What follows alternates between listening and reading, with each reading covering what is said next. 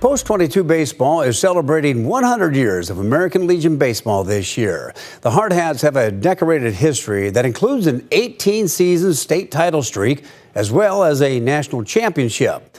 KELOLAND's Tyler Louder stopped by the Diamond at Fitzgerald Stadium for tonight's Eye on KELOLAND. After hosting the American Legion World Series in 1975, Post-22 made it a mission to become more competitive, and just 2 years later, they reached their first World Series.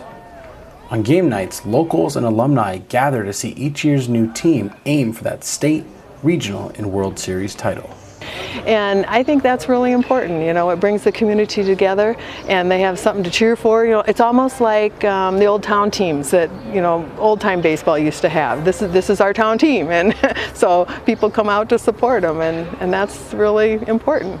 Post-22 currently is the only team from South Dakota to ever win a national championship, as they did back in 1993. Current assistant coach Brian Ogle was a player on that team. I think the mission of the program is to forge young men through the game of baseball. And I think that's what this program does. Not only, do you learn the game of baseball, but, we're dealing with young men that are going into adulthood, and we feel like we get to contribute to that. The Hardhats are coached by alum Kelvin Torvey, who brings a professional experience after being drafted by the San Francisco Giants in 1981. First, I got the head coaching job, I think 8 years ago or 9 years ago, and I started this thing I call it the advisory board. It's longtime fans who watched me play. I mean, these guys, and every year we say, how long have you been watching Post-22 baseball? It's anywhere from 30 to 45, 50 years. Some guys have been watching for 50 years. Back in 1976, David Plouffe started the Firecracker Tournament, which this year celebrated its 50th event. And every year it brings teams from all over the nation to compete at the highest level for 6 straight days. This year's team gets to represent the program in its 100th American Legion season.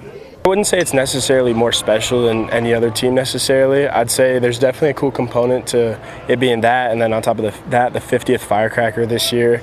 But it's really the same goal every year, just being able to string together wins, represent the program, represent Rapid City in the light that this tradition is held so strong to them, and get to display that on the field for everybody. We have some of the best fans, I would argue, in the world that come out and support us, no matter the record, no matter the weather. So I think to illustrate to them how important it is to the community and the standard by which we expect, to attack the game and play the game, not only for ourselves and our families, but for the community itself.